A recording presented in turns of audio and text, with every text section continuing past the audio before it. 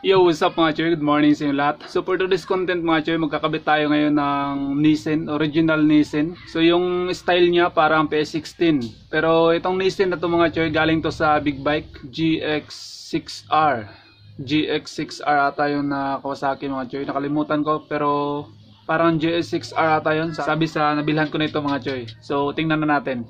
Motor natin mga choy, kung napapansin nyo, naka-mugs tayo. Tapos tinanggal ko yung araro natin kasi andito tayo ngayon sa island, dito sa Olotanga Island. O napakapangit ang daan nito mga choy. So maglalagay lang ako ng kunting clip sa nadaanan natin kahapon. Ayan, panoorin nyo muna. So partida mga choy, wala pang ulan. Kahapon hindi umulan, tapos ngayon ulang-ulan. Kapag umulan dito, nako, mahirap na.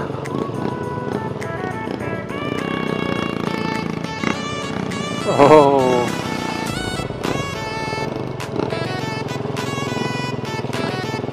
Oy.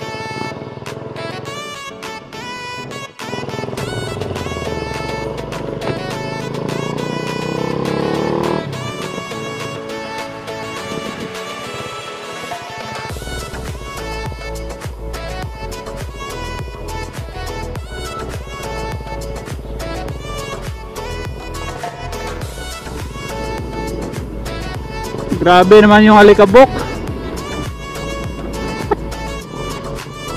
So kita nyo naman mga choy na putik at alikabok yung dinaanan natin kahapon, kaya nagmags ako. Tinanggal ko na rin yung araro para iwas na rin sa iwas sa bunggo. So yun mga choy, back to topic na tayo. Ito na yung item natin mga choy, ito yung pisa natin. Yan, pang big bike to mga choy. Ayan po. Stock po ito ng big bike mga choy, ng GS6R Kawasaki. Original Nissin po ito. Ayan.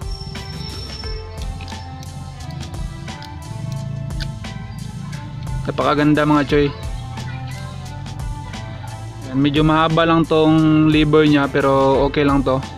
Medyo mahaba siya ng konti kumpara sa stock ng Raider. Tapos ito may kasama na siyang Brembo na fluid tank clear. Ewan ko kung original ba to. Okay, meron pa siyang brake light switch. Ito.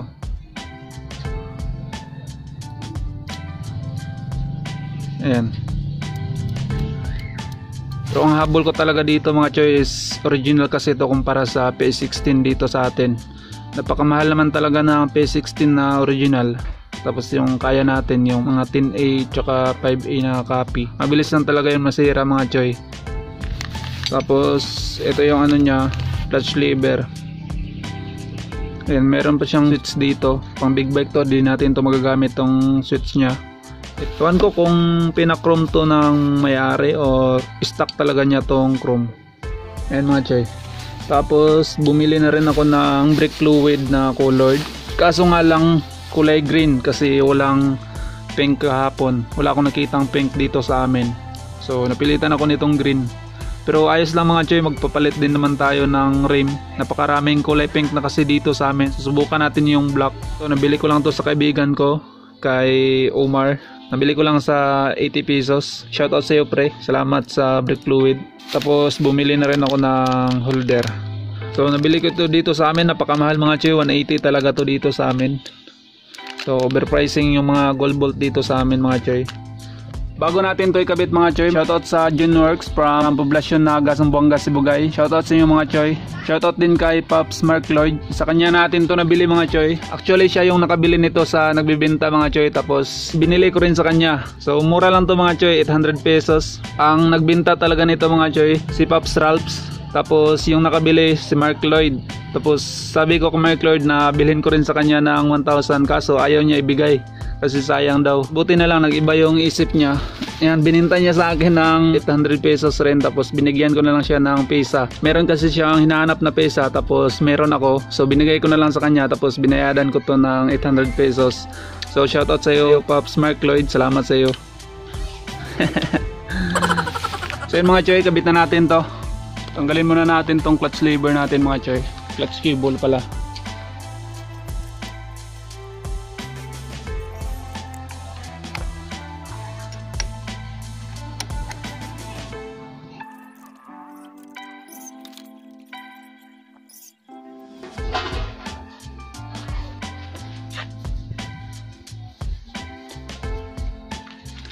Ito yung pinagkaiba nila mga choy. So mahaba siya na ang konti lang naman. So ayun, kabit na natin.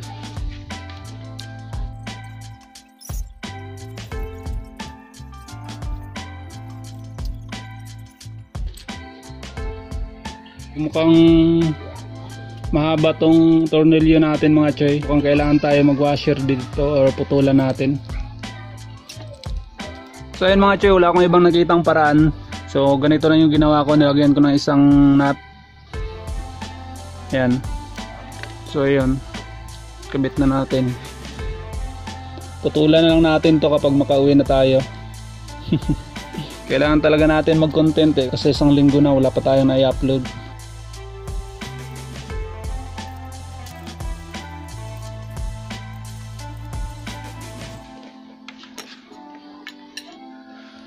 Angas.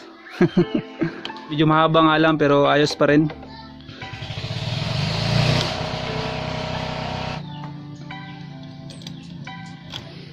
Itong clutch cable natin mga choy, pang barako pa rin to. Mas maganda yung pang barako eh.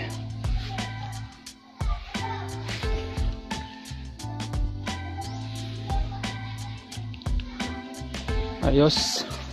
Dito naman tayo sa kanan mga choy. Luwagan ko muna tong banjo bolt natin, tsaka natin to tanggalin dito.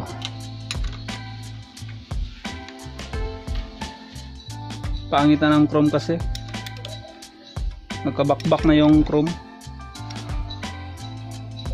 Tagal ko na to gustong i-repent mga choy, pero balak ko na talaga tong palitan na lang.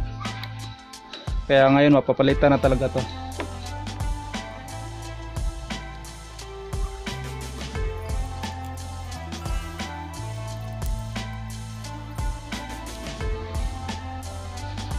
Ingat lang sa brake fluid mga choy, nakakatanggal to ng pintura. So ang gagawin ko ngayon mga choy, i-drain ko muna tong brake fluid na andi dito sa brake hose mga choy, para mapalitan siya ng colored.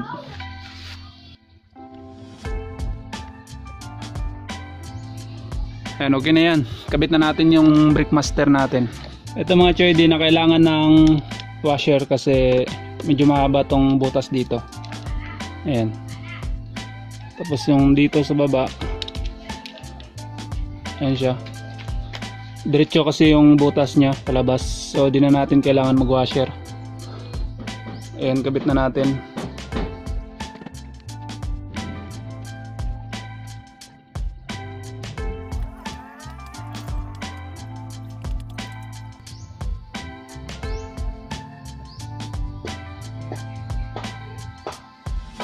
Medyo maikli siya, di siya abot.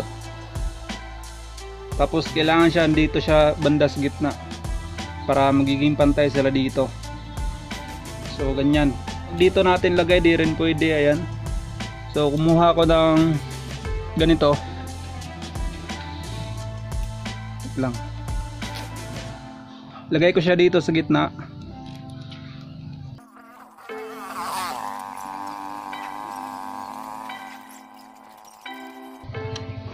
Yun. So dito natin lagay yung bracket natin. Ganyan. Push nut sa likod.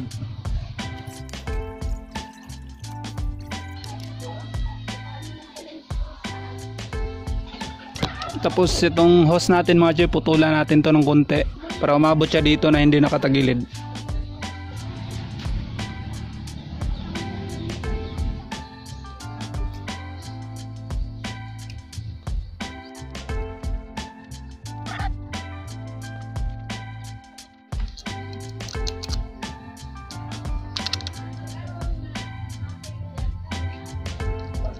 Ngayon naman mga choy, ito naman yung ikabit natin, itong ating brake hose.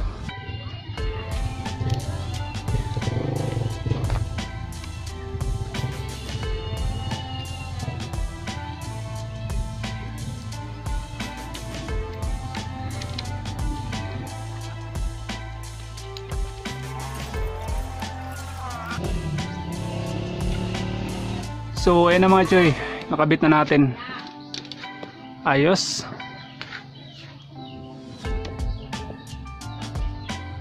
So So lagyan na natin ng brake fluid mga choy.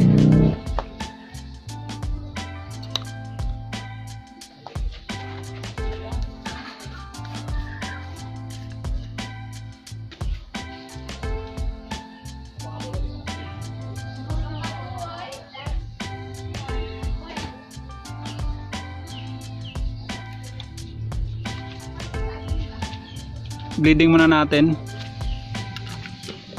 Pump lang natin. Buksan natin dito. Tapos pump natin sa taas.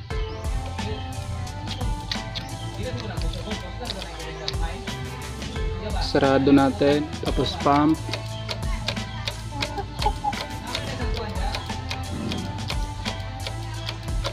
Tapos push natin pa ganyan. Tapos open.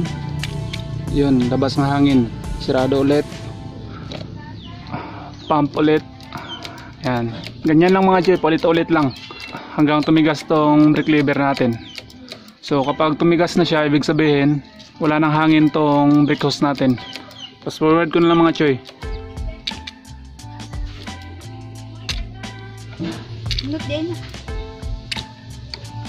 Ayan, kung napapansin nyo mga choy, malapit nang maubos. So huwag nyo hayaang maubos mga choy. Refilan nyo ulit ng brake fluid. Kasi kapag maubos yan, papasok na naman yung hangin. So hindi kayo matatapos sa kakapump.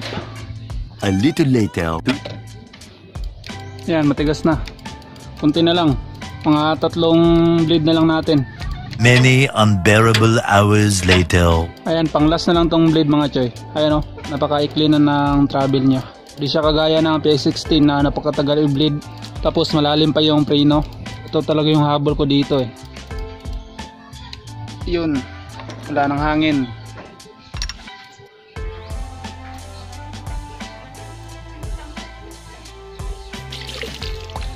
Ito siya mga choy.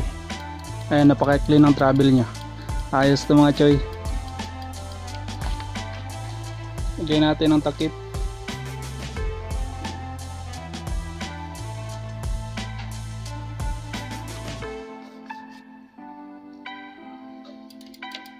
Nilagyan ko na rin siya ng 2 cable tie dito para hindi mag-leak. Napakunti lang yung nabawas natin. Mabilis lang kasi siya i-bleed, hindi siya matakaw sa brake fluid. So pwede pa natin itong malagay dito sa natin sa rear. Kaso kailangan pa natin magpalit ng clear tank kasi smoke kasi itong mga choy. Kaya hindi siya masyadong nakikita ang kulay niya kapag nilagay natin to rekta dito. Banlawan muna natin ang tubig yung mga natalsikan.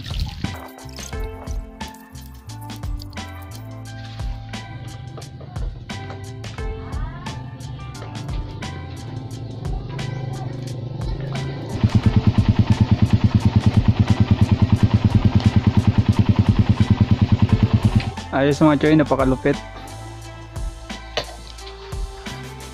So ayun mga choy, i-montage natin to. Pero bago natin to i-montage, titis drive muna natin. Tapos shoutout muna tayo and then montage. So ayun mga choy, what's up? Titis drive muna natin.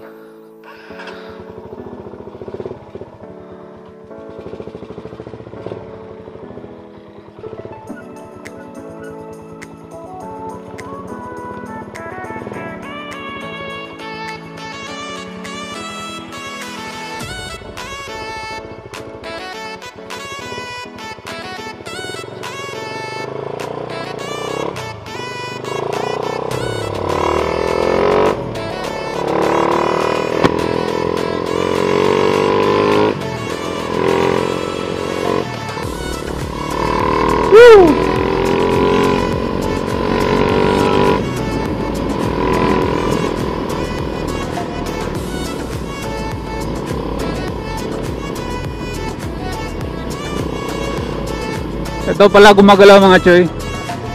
Nagbabibrate kapag tumatakbo tayo. Ayan. Pero lang problema yan, ayos lang yan.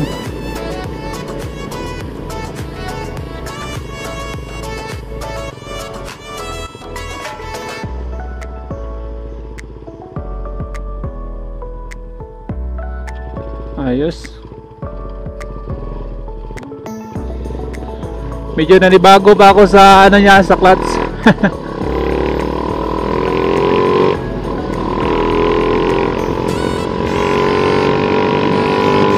Ayos mga choy. Ganda ng braking system natin. Nissin lang malakas. For the views.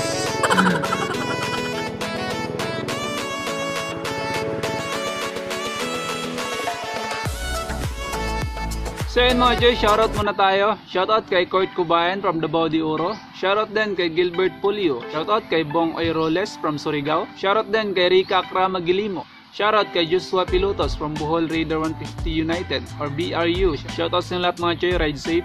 Shoutout din kay Bata Moves Vlogs. Shoutout kay Imar Tutor from South Cotabato. Shoutout din kay Kevin Deserto. Shoutout kay Gian Franco Cordero. Shoutout kay Elme Flor Lugarto. Shoutout din kay Justin Ray Mahinay from Davao City. Shoutout kay J Bay. Dami kasing E. J Bay. Gago! Shoutout sa choy. Shoutout kay Tinoy Richie Yan. Shoutout din kay J Bay Guyo. Shoutout kay Frank Jerome Bulido from Numancia or Numancia, Aklan. Shoutout kay Koy Koy Motovlog. Shoutout din kay Gian De Liwanag. And for the last mga choy, shoutout kay Marco 14. So yun mga choy, maraming salamat sa yung solid na suporta sa ating munting YouTube channel. May pa kayong abangan dito mga choy, kaya stay tuned lang. Sa mga hindi pa nakapag-subscribe dyan, mag-subscribe na kayo. At i-click nyo na rin ang notification bell para ma-update kayo sa mga susunod nating video. Peace!